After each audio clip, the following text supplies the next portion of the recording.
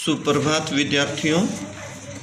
आज हम हिंदी व्याकरण से पाठ 1 भाषा, लिपि और व्याकरण पढ़ेंगे। इसमें मैं आपको जो महत्वपूर्ण प्रश्न उत्तर हैं वो समझाऊंगा, बड़े ध्यान से समझेंगे आप। पहला है भाषा। भाषा भावों और विचारों के आदान प्रदान का माध्यम है।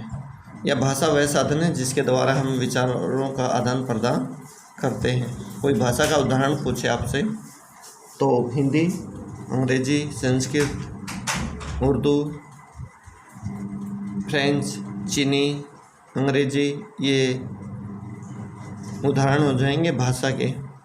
भाषा के द्वारा हम सोचते, समझते हैं, बोलते, सुनते और लिखते, पढ़ते हैं। भाषा के रूप देखिए। भाषा शब्द भाष धातु से बना है, इसका अर्थ है बोलना। ये महत्वपूर्ण प्रश्न हो जाएगा आपका। इसके दो रूप हो गए, मौखिक भाषा और लिखित भाषा। मौखिक बोलकर हम विचारों का आदान प्रदान करते हैं तो मौखिक रूप हो जाएगा। लिखित रूप लिखकर अपने विचारों का आदान प्रदान करते हैं तो वो लिखित रूप हो जाएगा। जैसे पत्र पत्रिकाएं हैं, पत्र लिखते हैं, परीक्षा दे रहे हैं, वो लिखित रूप है। मौखिक रूप बोल रहे हैं, मुंह से बोला हुआ या बोली, जो भी बोला जा रहा है वो मौखिक भाषा हो जाएगा। तो ये भाषा के रूप हैं, भाषा के भेद नहीं हैं। एक तीसरा सांकेतिक रूप भी कर सकते हो आप। जैसे चौराहे पर पुलिस वाला खड़ा है, ये बार बार बोलता नहीं, संकेत कर सकता है, तो सांकेतिक रूप भी कर सकते हो। वैसे मुख्य रूप से दो ही रूप हैं भाषा के, मौखिक, ध्यान से लिखेंगे कैसे लिखा जा रहा है, और लिखित। आगे प्रश्न बनेगा। भारतीय संविधान की 8वीं अनुसूची में 22 भाषाओं को मान्यता दी गई है। भारतीय संविधान ने 8वीं अनुसूची में 22 भाषाओं को मान्यता दी है। ये भाषाएं नीचे लिखी गई हैं, ये ध्यानपूर्वक पढ़ोगे आप। भाषा के अन्य रूप। मातृभाषा। मातृभाषा माँ की भाषा। जो भाषा बच्चा है सबसे पहले अपनी माँ से सीखता है, वैसे परिवार से, समाज से सीखता है, वो मातृभाषा हो जाएगी। जैसे जो भी जहाँ जन्म लेता है, चाहे किसी भी देश में बच्चा जन्म लेता है, लगभग वहाँ की जो भाषा होती है वही उसकी मातृभाषा होती है लगभग। ये अलग बात है कि भाई जन्म के तुरंत बाद किसी दूसरे देश में भेज दिया जाए बच्चे को, तो वहाँ उस समाज से जो भी भाषा सीखेगा वो उसकी मातृभाषा हो जाएगी। माँ वाली भाषा उसकी मातृभाषा नहीं रहेगी। बोली।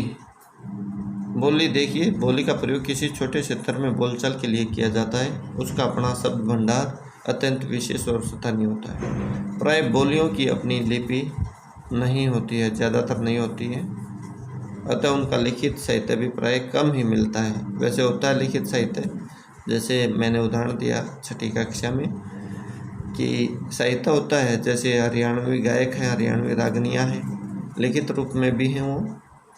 और हमारे जो राज्यसभा सांसद है दीपेंद्र सिंह हुड्डा, वो हरियाणवी को और राजस्थानी को भाषा का दर्जा दिलवाने का प्रयास भी कर रहे हैं। कभी ना कभी ये भाषा का रूप भी ज़रूर ले लेंगी दोनों बोलियां।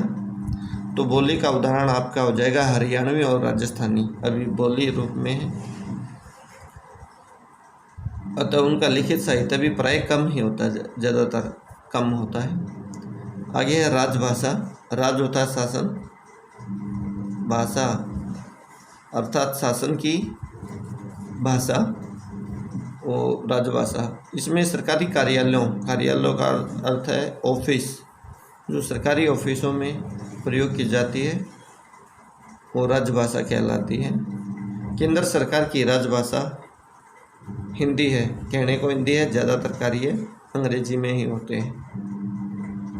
14 सितंबर 1949 को यह गौरव प्रदान किया गया था, इसलिए प्रतिवर्ष ये महत्वपूर्ण हो जाएगा आपका प्रश्न। 14 सितंबर को हम हिंदी दिवस मनाते हैं क्योंकि इसको राजभाषा का दर्जा हिंदी को 14 सितंबर 1949 को मिला था, 14 तारीख को 1949 में।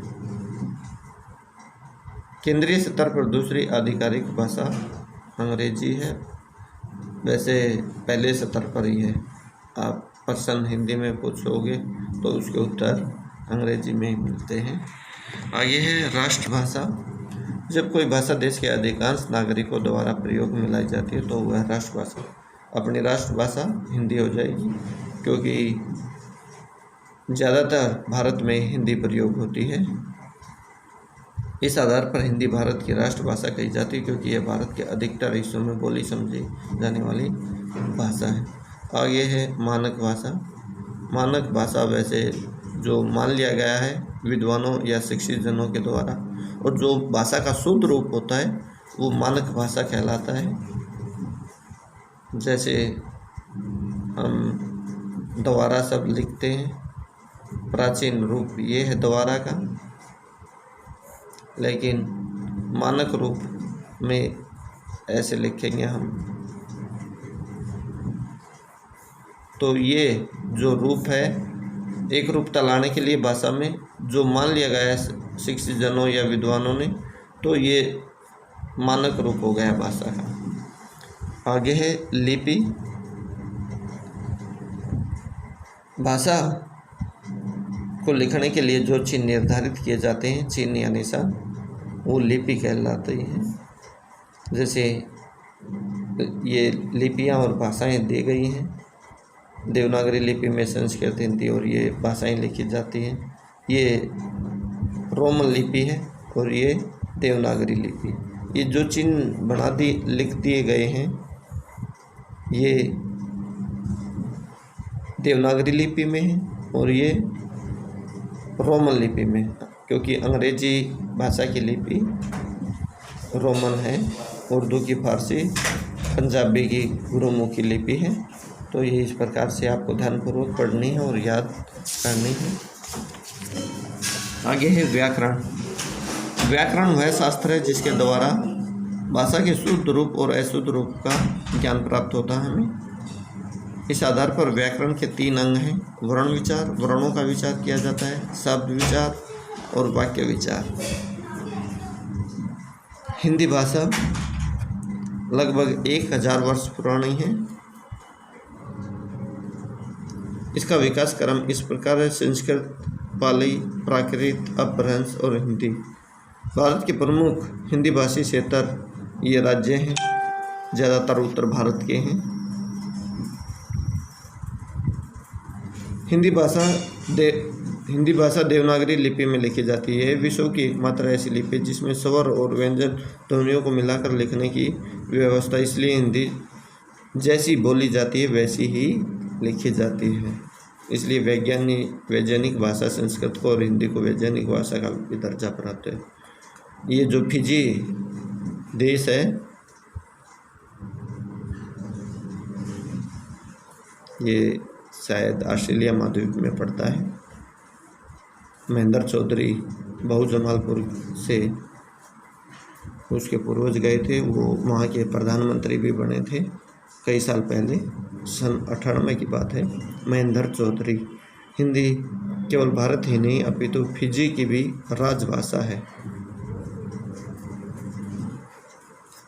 तो आज हमने जो महत्वपूर्ण प्रश्न उत्तर सीखे हैं वो है भाषा भाव और विचारों के आदान प्रदान का माध्यम है। भाषा के 2 रूप हो गए, मौखिक, लिखित। बोलकर और सुनकर होने वाला संप्रेषण मौखिक भाषा कहलाता है।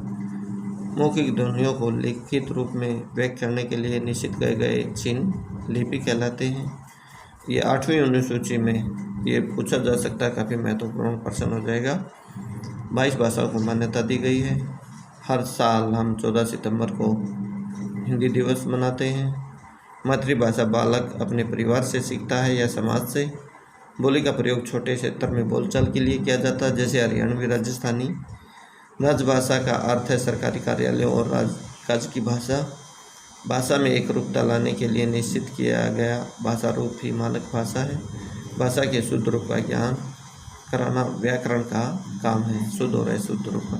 तो इस प्रकार से ये पाठ आपको ध्यानपूर्वक पढ़ना है। जो महत्वपूर्ण प्रश्न हैं उनके उत्तर याद करने हैं।